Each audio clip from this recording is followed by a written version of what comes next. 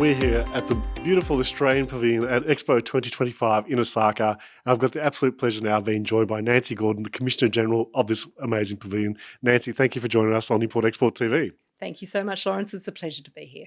You've just taken us around. It's such a beautiful pavilion. So let's dive a bit deeper into that. Tell us about the theme and what the Australian Pavilion is all about this year in 2025. Okay, so our theme for this expo is Chasing the Sun for the Australia Pavilion, and it really speaks to Australia's unique energy and warmth. Obviously, we're a leader in areas such as renewable energy technology, but we also just have our warmth and diversity of creative people and our innovation and excellence. So we think Chasing the Sun tells us a story about Australia's excellence and our warmth as a nation. Nancy, you mentioned some of the expertise that Australians are renowned for before in that last question. What are the things that you're doing here within the pavilion itself to promote some of those great opportunities that Australia has to offer? Yeah, thank you. So we have a rather large event space in this pavilion. So our idea in our participation was not only to show for guests from the expo a little slice of Australia as they walk through the visitor experience, but also to use this expo as a place to do business. So whether that's diplomacy or business to business, government to government, business to business, we have a number of rooms. We're hoping to hold or planning to hold around 150 events over the 6 months of this expo, and already as at early July we've had over 3,000 guests to the events that we've held. We're looking at really telling the story of we have our programming pillars that really focus on our areas of that we want to focus in strengthening and deepening our economic relationship with Japan. So I can give you a few examples of the kind of events that we're holding, if that's helpful. So for example, we had in the space sector, we had a South Australian space industry delegation came up and an Austrade-led event with our Japanese partners in the space sector, and we had a number of South Australian firms in looking at things like using laser technology in space to get rid of space debris, some other really sort of innovative space collaboration. We got those together with Japanese partners. Some of them already have existing Japanese partnerships. Some of them were looking to form those partnerships. So this space industry event was really about getting both countries really sort of cutting edge. As you know, we have a natural advantage. Australia has a natural advantage both in the R&D side of things, but also just in our geographic situation in the space sector. So we really see it as one that we can promote in Australia.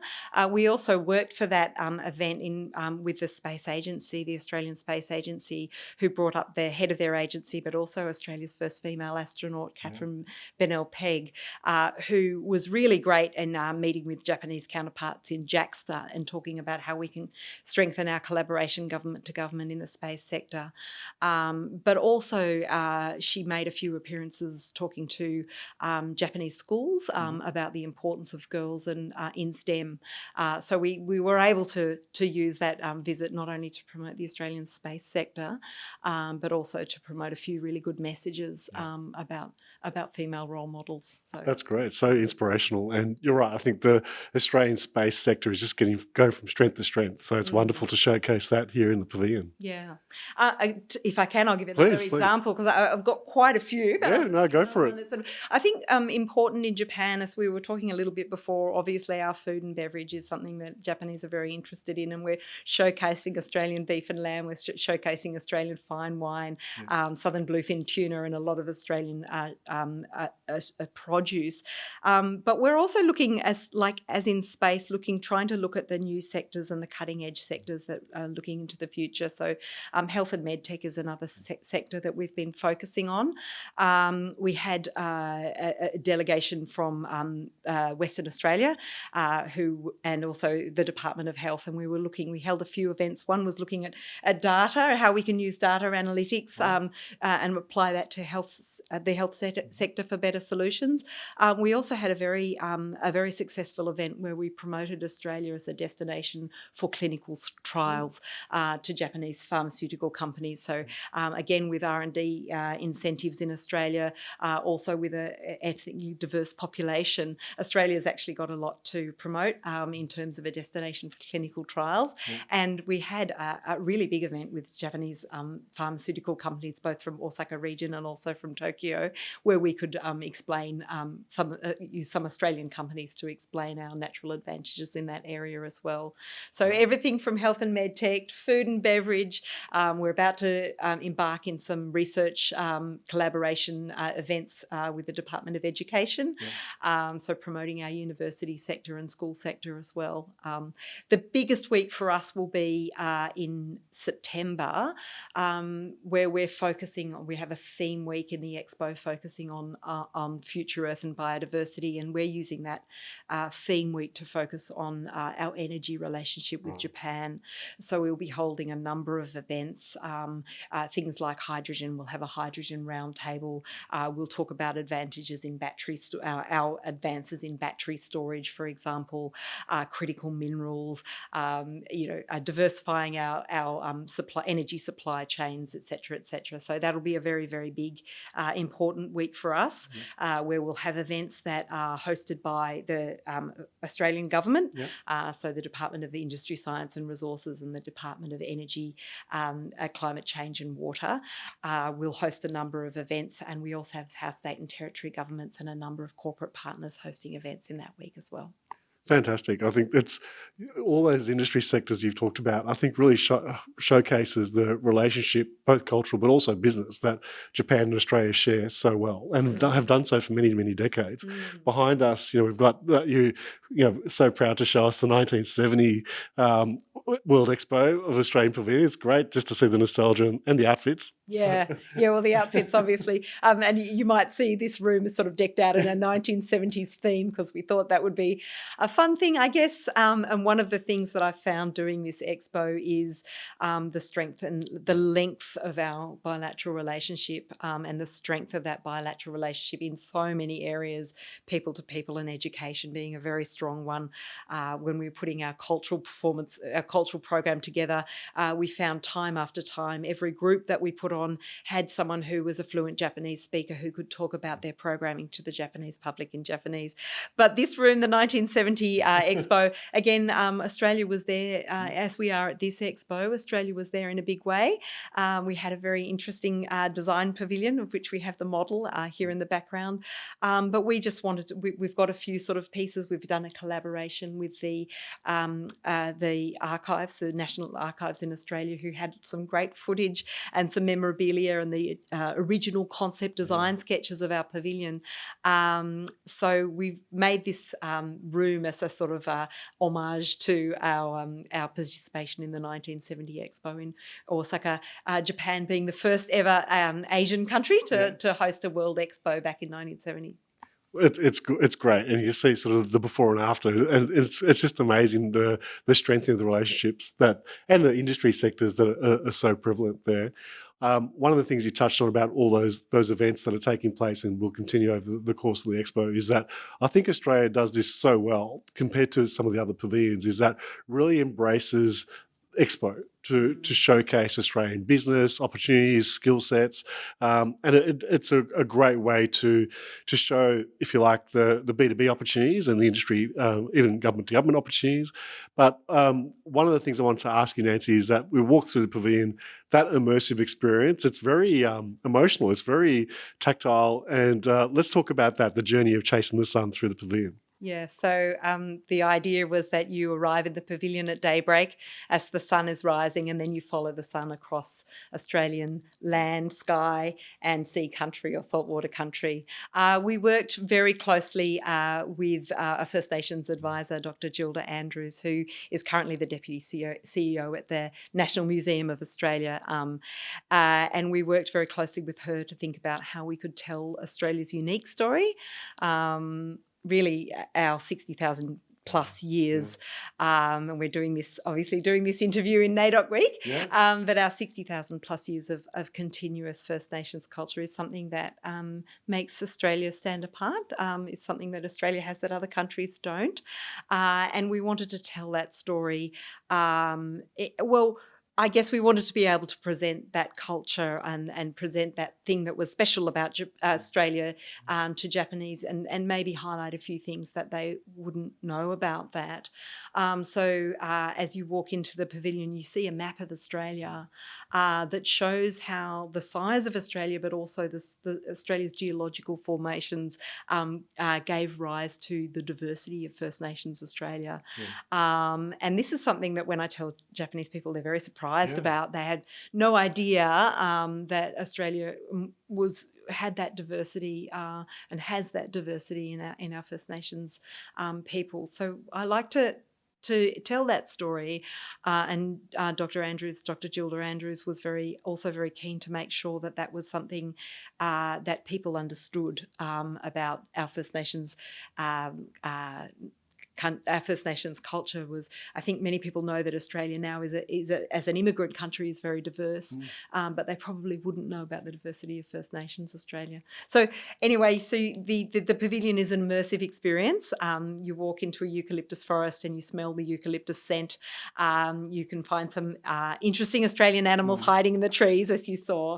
And we also have the beautiful scar tree carvings of Paul Giroa House, who's a Ngunnawal and Ngambri custodian from Canberra, who very kindly allowed us to replicate his artworks in the forest, the eucalyptus forest that we have in the pavilion. So the idea is you follow the sun, you go on a little bushwalk through a eucalyptus forest, you see the beautiful rock wall with a gentle waterfall, and then the sun sets and you go into sky country, which shows the stars in the evening and tells the story of the emu, the star constellation, which many First Nations people saw in the shape of an emu. Tells the story of the emu in the sky and a little bit about First Nations astronomy. And then we go into sea country, which, as you saw, the idea was a big, very, very immersive idea, and you just sort of feel yourself surrounded by, again, Australia's diverse ocean, diverse and stunningly beautiful ocean. So right down from space, you go down into the ocean, you see the beautiful sea life, you see a little idea about how our First Nations rangers are thinking about caring for country, and a few little suggested, little vignettes, but we don't use any language.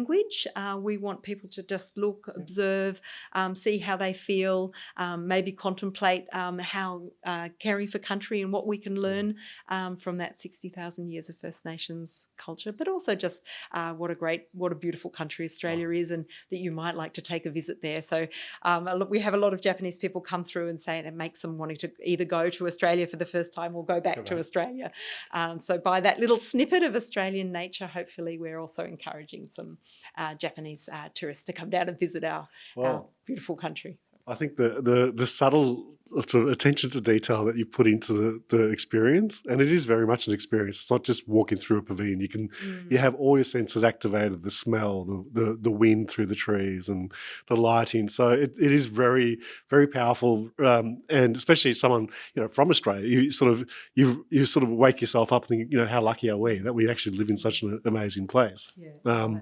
I'm very glad that you felt had that impact. That's amazing. Congratulations on doing that, Nancy. And I think the what you've put together here in the pavilion is so phenomenal to show Australia in a different light. It's got the cultural side, the sustainability side, the business side, but also a great segue to talk about not just our, let's say, traditional industry sectors and some of those growth sectors, but also the Indigenous business sectors that you're showcasing throughout. Let's talk a little bit about that. Yeah, so we actually have coming up in August a First Nations Week, and we're working with a number of other countries, also with Japan as host country, but also with Canada and New Zealand to have a week focusing on First Nations programming.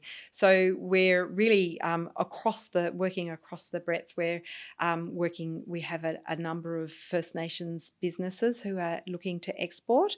So we're bringing a business delegation up to do a bit of a program in Tokyo first and then come to Osaka. We'll be working they'll be working with having some obviously some networking events at the pavilion, but also working with New Zealand and Canadian counterparts to do some joint business events. And of course, then just add the fabulously diverse culture. So we've got a number of different First Nations cultural performers coming up. We're going to do some collaborative cultural work as well, both at our pavilion and also at the bigger hall that we've got, along with Canadian and New Zealand performers. So we'll spend the whole week. We'll have hopefully our First Nations ambassador, Justin Muhammad, come up for that to represent Australia, and we'll be working also with one of the Japanese pavilions who's got a strong focus on these minority and First Nations issues. So fantastic. We're really looking at making sure that we show the fulsome, not just the arts and culture, which is probably what people would expect us to show. We'll be having a round table on the global Indigenous economy, for example.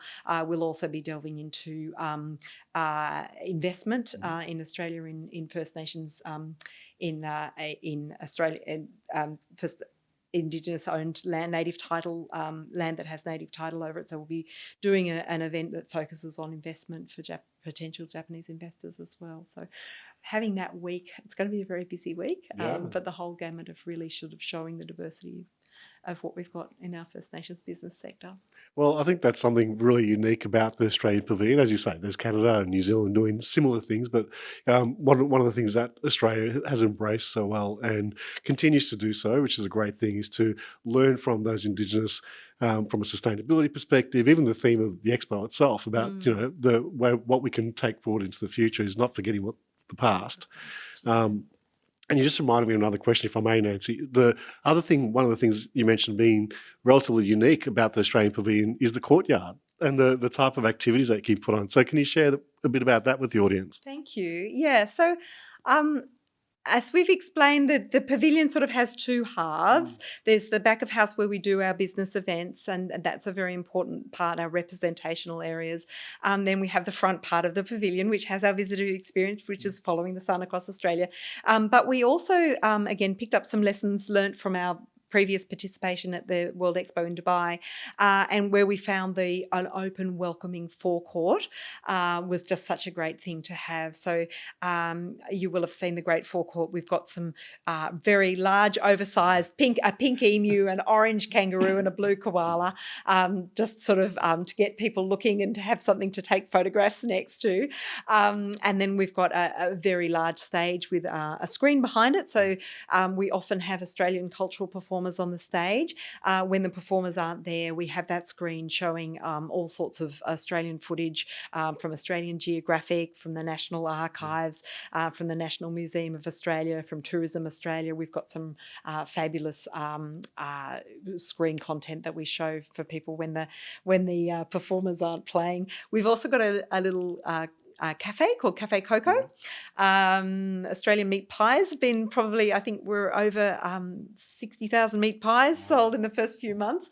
And our flat whites are going down a treat as well. I think we're getting through about 1,000 litres of milk a week. So our meat pies and our cafe lattes and our flat whites, I guess, and our lamingtons have been extremely popular as well. So that's been a nice thing to be able to do for the Japanese public, just to have an open forecourt where people can sit down, have a coffee, have an Australian beer and a meat pie, and watch the Australian performers. Right. One of the things you mentioned walking through, that 80% of it can be repurposed, but let's talk about some of the actual beautiful fit out amongst the place as well, and some of the companies who have contributed to that. Yeah, thank you very much. Well, I guess we were talking before about the benefits to Australia and Australian businesses at this expo, and one thing that sort of strikes me is that even before we started doing events out in our event space for Australian companies and Australian businesses, we had already engaged 42 Australian companies just to bring this pavilion to Expo. So everything from the architects, Buchan Architects, who designed the pavilion. We had some cult furniture to provide our furniture value in kind. We've had Global Hospitality Group is an Australian hospitality provider that is providing our staff to run the operations and the back of house operations. And also building the visitor experience. We had Spin Effects doing the fabulous ocean and the visuals that you saw when you walked through, and a great company called Stage Kings that were did the forest. Oh, wow. So and they do theatre and concert stage things. So I guess just to sort of say, every step of the way, we've been able to provide opportunities for Australian businesses. Even there's Dura panels, really fantastic soundproof panels. I know you might have seen we had the stage there, and it's very close to the visitor experience. Didn't hear it at all. Can't hear anything at all. Yeah. So it's a Bendigo company called Dura Panels who uses agricultural straw effectively to make these amazing, again, very, very environmentally sustainable panels, and they're part of the structure, and that's allowing us to have these really strong and soundproof walls in the visitor experience, to keep the cultural the noise from the cultural performances separate from the visitor You're right. I didn't think about that, but walking through, you were very secluded. You didn't hear a thing from outside.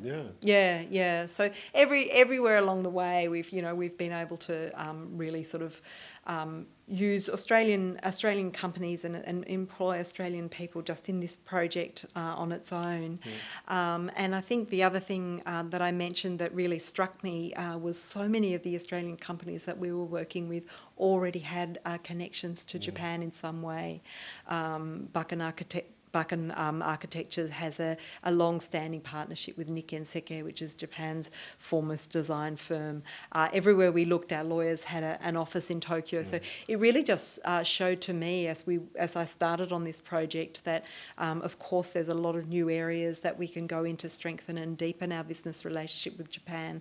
But where we are already, and the people-to-people, business-to-business connections between Australia and Japan, something that I think sets our pavilion apart a little bit.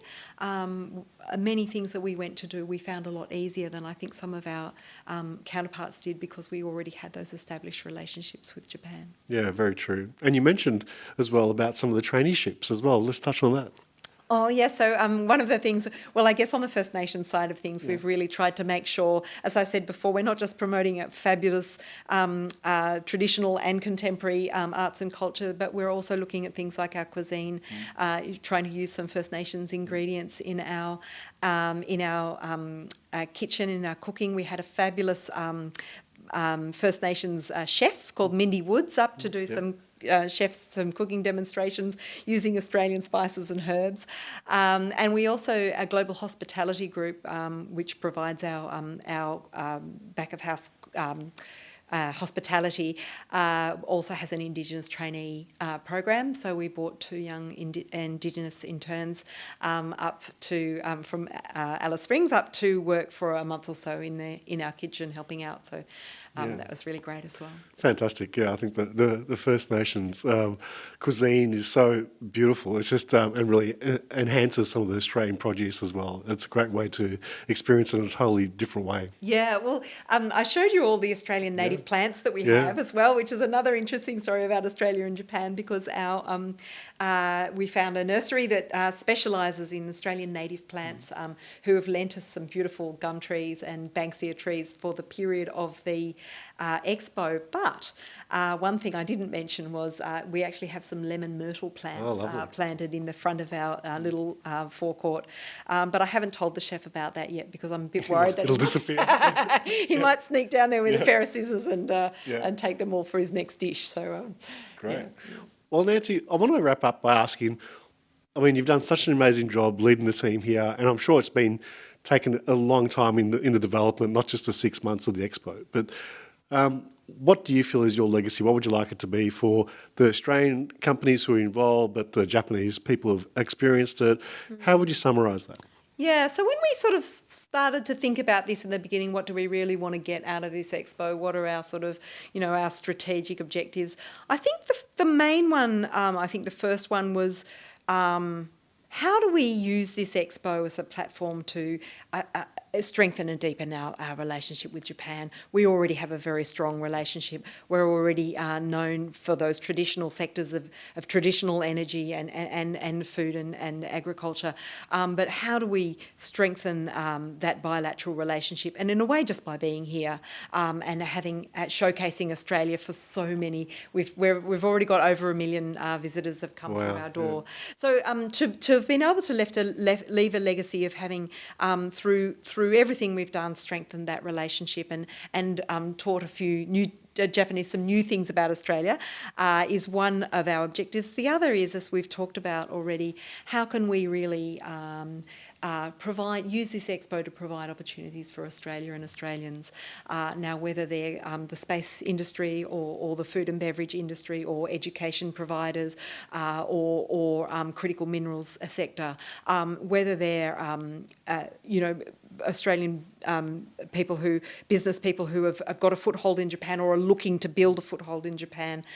We really want to have been able to look back and say we've used this expo to provide a platform for Australians and Australian businesses to give them opportunities that they might not otherwise have found. And I think with our 150 events that we're holding, business events that we're holding in our back of our house, I can already see halfway through this expo that we've done that for a number of Aussie businesses already. So that would also be a legacy.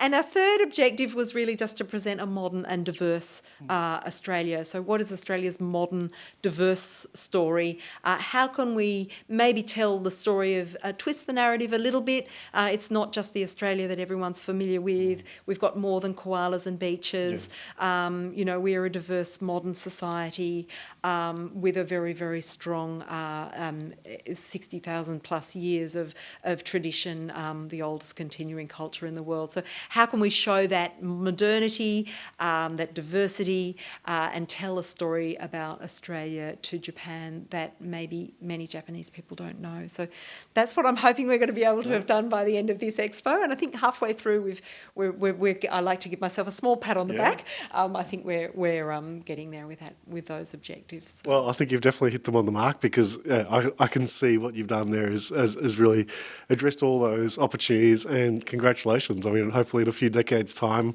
when there's another Australian pavilion somewhere around the world, or even back here in Japan, you might have your own photos and some nostalgic things as well for Expo 2025 here in Osaka. Yeah, well, who knows? Who knows? Yeah. Thank you so much, Nancy. It's been an absolute delight to speak with you. Thank you for taking the time out of your very busy schedule to show us around and be part of our coverage here at Import Export TV. Really appreciate it. Thanks, Lawrence. It's been a delight. Thank you, Nancy.